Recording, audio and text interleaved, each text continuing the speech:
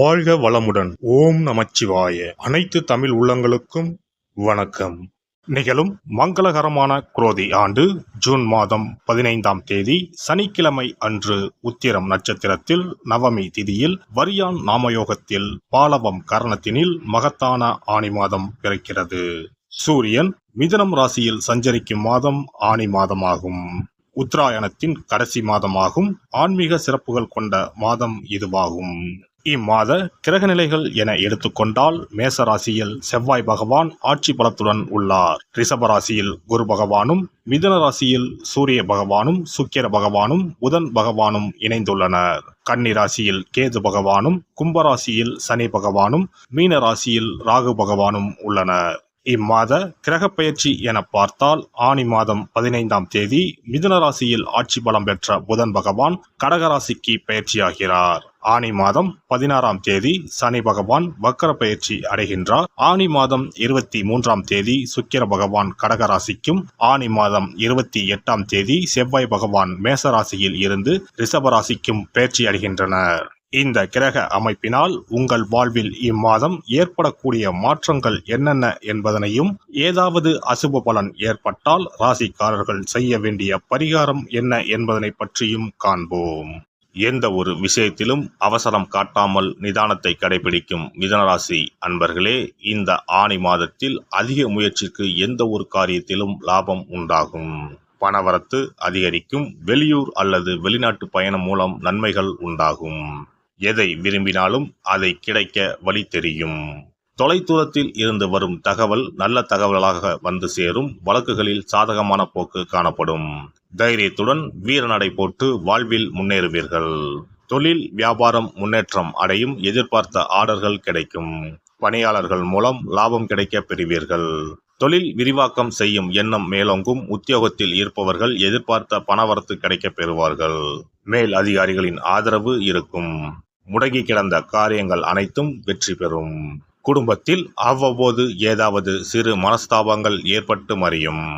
கணவன் மனைவிக்கிடையே நெருக்கம் உண்டாகும். உடல் ஆரோக்கியம் அடையும். சொல்வன்மை அதிகரிக்கும். உறவினர்கள் நண்பர்கள் மூலம் உதவிகள் கிடைக்கும். விட்டு கொடுத்து நடப்பது நன்மை அளிக்கும். பெண்களை பொறுத்தவரை இம்மாதம் எந்த ஒரு செயலையும் திறம்பட செய்து முடிப்பீர்கள். தொலைதூரத்தில் இருந்து வரும் தகவல்கள் நல்ல தகவலாக இருக்கும். வெளியூர் பயணம் செல்ல நேரலாம். அரசியல்வாதிகள் தொண்டர்களின் தேவைகளை முழுமையாக பூர்த்தி செய்வீர்கள். உங்கள் முயற்சிகள் அனைத்தும் வெற்றி பாதையை நோக்கி செல்லும். கட்சி தலைமையிடம் நல்ல பெயர் வாங்குவீர்கள். சமூகத்தில் உங்கள் அந்தஸ்து உயரும். கலைத்துறையினரை பொறுத்தவரை புதிய வாய்ப்புகள் தேடி வரும். அவற்றில் உங்கள் திறமையை வெளிப்படுத்தி ரசிகர்களின் ஆதரவை பெறுவீர்கள். உங்களின் செல்வாக்கு உயரும். பணவரவு அமோகமாக இருக்கும். புதிய வாகனம் வாங்குவீர்கள். மாணவர்களுக்கு கல்வியில் முன்னேற்றம் காணப்படும்.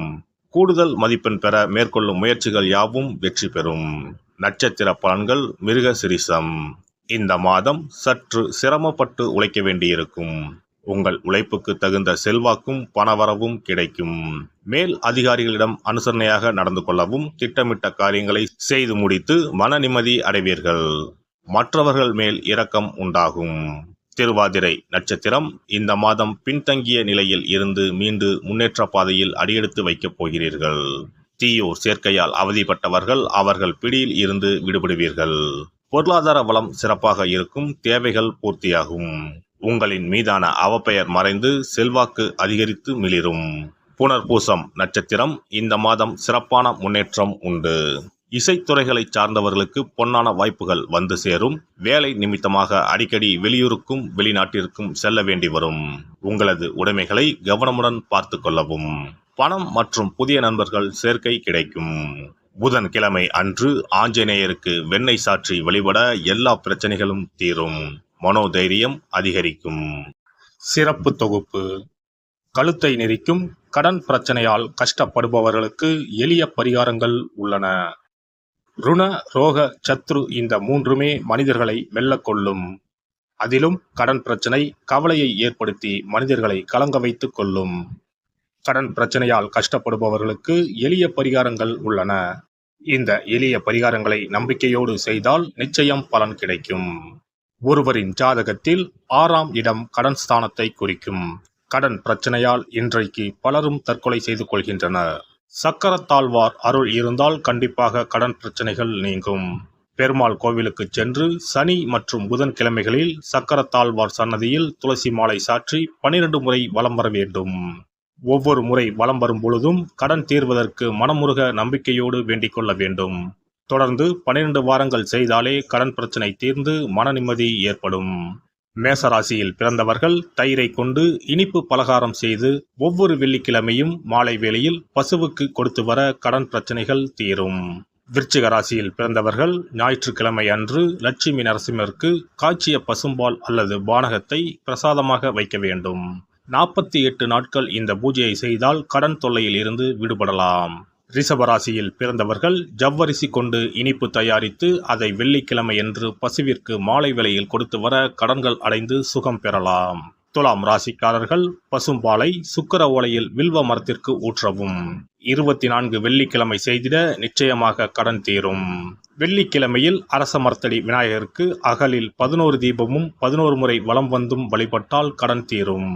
மிதுன ராசிக்காரர்கள் தினசரி சிறிது தயிர் சேர்த்து குளித்து வரவும். கடன்கள் நீங்கும். மாலை வேளையில் சூரிய தரிசனம் அஸ்தமனத்துக்கு முன் செய்து வரவும். கன்னி ராசிக்காரர்கள் சனிக்கிழமைகளில் உளுந்து வடை தானம் செய்யவும். அதை நீங்கள் உண்ணக்கூடாது. மேலும் துளசிக்கு தினசரி நீர் வார்த்து ஒரு மண் அகலில் நல்லெண்ணெய் விளக்கேற்றி வைக்க ருண நிவாரணம் பெறலாம். கடகராசிக்காரர்கள் ஒவ்வொரு ஞாயிறும் சிறிது வெள்ளக்கட்டியை ஓடும் நீரில் விழவும். கடன்கள் வெள்ளம் போல கரைந்துவிடும். சிம்ம ராசியில் பிறந்தவர்கள் ஒவ்வொரு சனிக்கிழமையும் அரச மரத்தடியில் மண் அகலில் நல்லெண்ணெய் ஊற்றி கருப்பு திரி கொண்டு 8 விளக்குகள் ஏற்றி வர கடன்கள் அழிய வழி பிறக்கும்.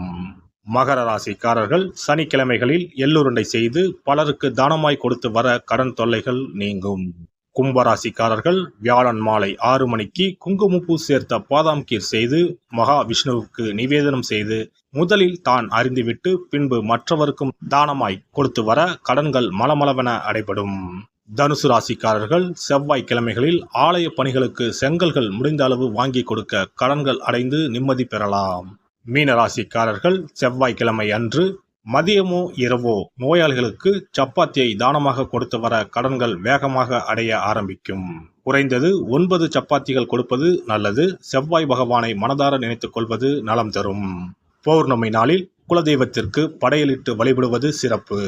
குலதெய்வ படம் இல்லாதவர்களும் குலதெய்வம் பற்றி தெரியாதவர்களும் 5 முக குத்து விளக்கை பூஜை அறையில் ஏற்றி வைத்து படையல் போட்டு கற்பூர ஆரத்தி காட்டி கடன் பிரச்சனை நீங்க மனதார வேண்டிக் கொள்ளலாம்.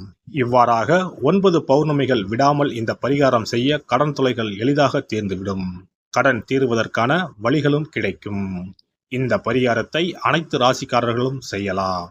எல்லாம் வல்ல இறையருளால் நீங்களும் உங்கள் அன்பு குடும்பமும் உடல் நலம், நீலாயுள், நிறை செல்வம், உயர் புகழ், மெய்ஞானம் ஓங்கி வாழ்க வளமுடன். இந்த வீடியோ பதிவு உங்களுக்கு பிடித்திருந்தால் லைக் பண்ணுங்க, கமெண்ட் பண்ணுங்க, ஷேர் பண்ணுங்க. மறக்காம சப்ஸ்கிரைப் பண்ணுங்க. பக்கத்துல இருக்கிற பெல் பட்டனை கிளிக் பண்ணுங்க. நன்றி, வணக்கம். ஓம் நமச்சிவாய. சிவாய நம.